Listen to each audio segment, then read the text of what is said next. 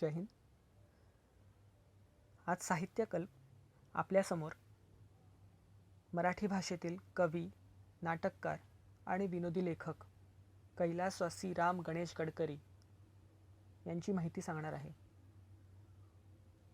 काव्य, विनोद व नाटक यांचा त्रिवेणी संगम असलेले राम गणेश गडकरी. आता राम गणेश गडकरी हे नाव नुसतं उच्चारलं तरी मराठी वाचकाला गडकरी नावाचं जग समोर दिसू लागतं. गोविंदाग्रज या नावाने काव्यलेखन, बाळकराम म्हणून विनोदी लेखक, किर्लोस्कर नाटक कंपनीतून नाटकी जीवनाचा प्रारंभ, गर्वनिर्वाण हे त्यांचं पहिलं नाटक. मराठी साहित्यात नाटककार, विनोद व कवी अशा तिन्ही आघाड्यांवर आपल्या प्रतिभेची छाप पाडणारे साहित्यिक म्हणून राम गणेश गडकरी अजरामर ठरले. आपल्या अल्पशा कारकिर्दीत त्यांनी गाजवलेलं कर्तृत्व मराठी रसिकांच्या मनात कायमचं कोरलं गेलं. सुरुवातीच्या काळात पुण्यातील ज्ञानप्रकाशमध्ये उपसंपादक, न्यू इंग्लिश स्कूलमध्ये शिक्षक अशा नोकऱ्या केल्यानंतर राम गणेश गडकरी यांना किर्लोस्कर नाटक कंपनीत नाट्यपद लिहिण्याची संधी मिळाली व इथून त्यांची कारकीर्द सुरू झाली. बालपणापासून साहित्यात विलक्षण रुची असल्याने वयाच्या 17व्या वर्षीच मित्रप्रीती नावाचं नाटक लिहून त्यांनी आपलं लेखन सुरू केलं. इसवी सन 1913 मध्ये रंगभूमीवर आलेलं प्रेमसन्यास हे त्यांचं पहिलं नाटक. त्यानंतर पुण्यप्रभाव, एकच प्याला, भावबंधन ही त्यांची नाटकं आली. नाटकांबरोबरच राम गणेश गडकरी काव्य आणि विनोदी लेखनातही तितकेच लोकप्रिय ठरले. त्यांनी आपल्या कविता गोविंदाग्रज या टोपण नावाने लिहिल्या. वाग्वैजयंती हा गडकऱ्यांचा एकमेव काव्यसंग्रह.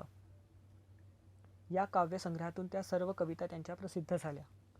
मुक्तछंदांपासून ते छंदबद्ध कवितेपर्यंत आणि 4 ओळींच्या कवितेपासून ते 10 पाने भरतील एवढ्या दीर्घ कवितांपर्यंत अनेक प्रकार त्यांनी त्यात हाताळले आहेत.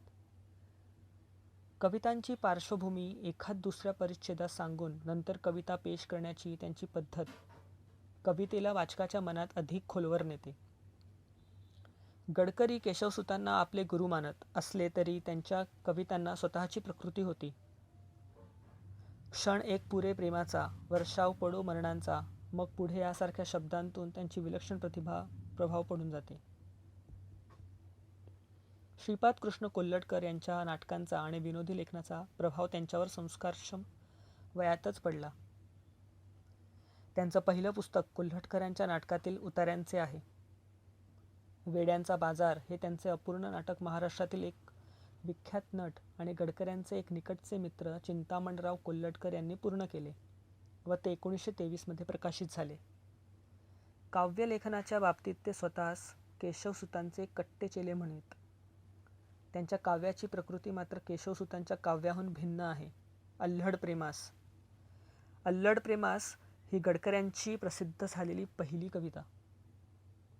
मासिक मनोरंजनात ती प्रसिद्ध झाली. याच मासिकातून 1913 ते 15 मध्ये त्यांचे विनोदी लेख प्रसिद्ध झाले. हे लेख पुढे रिकामपणाची कामगिरी या नावाने प्रसिद्ध झाले. रंगभूमी या मासिकात सवाई नाटकी या टोपण नावाने आणि कधीकधी निनावी लेखन गडकरी करीत असत. गडकऱ्यांच्या अनेक नाटकांची नावे ही 5 अक्षरीच आहेत. त्यांची नाटके आजही अनेकांच्या अभ्यासाचा विषय आहेत. भावबंधन, एकच प्याला यांसारख्या नाटकांची तर आजही एव्हरग्रीन म्हणून जाहिरात केली जाते. वेड्याचा बाजार आणि राजसन्यास ही त्यांची नाटके मात्र अपूर्ण राहिली. गडकरी दीर्घायुषी झाले असते तर ती नाटके तर पूर्ण झालीच असती, पण आणखी काही नव्या नाटकांचीही त्यात भर पडली असती. मराठीचे शेक्सपियर असा त्यांचा सारखा उल्लेख होतो तो मुख्यत्वे नाटकांसाठीच. नुसती नाटकेच नाही तर त्यांची सुधाकर, सिंधू, दळीराम, घनश्याम, लतिका वगैरे पात्रेही अजरामर झाली आहेत. काळ बदलला. खरे तर गडकऱ्यांनी हाताळलेले दारूबंदीसारखे विषयही कालबाह्य झाले. पण गडकऱ्यांची नाटके सदाहरित राहिली याचे श्रेय त्या देवदुर्लभ अशा लेखणीलाच द्यायला हवे.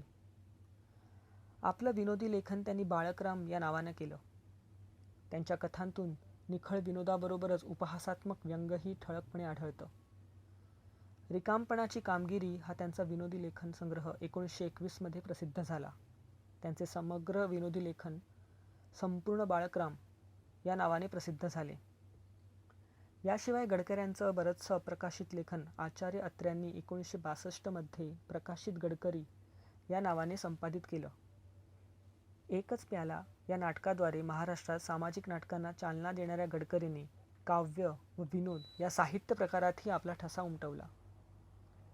त्यांच्या कवितेत भावोत्कटता व कल्पना चमत्कृती यांचा एकाच वेळी प्रत्यय येतो. त्यांच्या नाट्यकृतीतून नाट्यात्मतेबरोबर ठिकठिकाणी काव्यात्मतेचा साक्षात्कार होतो आणि त्यांचे विनोदी लेखन उपहासापेक्षा कोटित्वाचाच विशेषत्वाने आश्रय घेताना आढळते. असाधारण कल्पनाशक्ती आणि तितकीच असाधारण शब्दशक्ती हे गडकरी वाङ्मयाचे विशेष आहेत. करुण आणि हास्य या दोन्ही रसांची निर्मिती त्यांनी आपल्या लेखनातून सारख्याच परिणामकारकपणे साधली आहे. त्यांची कल्पनाशक्ती उच्चृंखल आहे. कलादृष्ट्या प्रस्तुताचा विवेक करण्याचे सामर्थ्य तिच्या ठायी तितकेसे नाही. तिचा स्वाभाविक कल अतिशयोक्तीकडे आहे.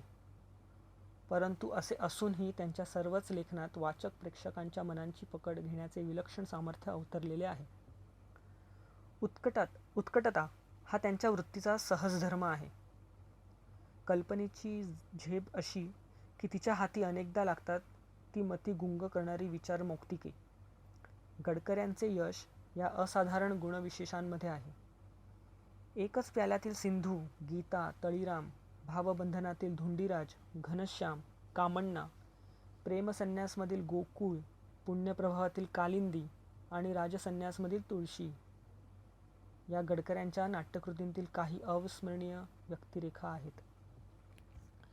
साहित्य क्षेत्रात चौफेर कामगिरी करणारे राम गणेश गडकरी अल्पायुषी ठरले. धन्यवाद.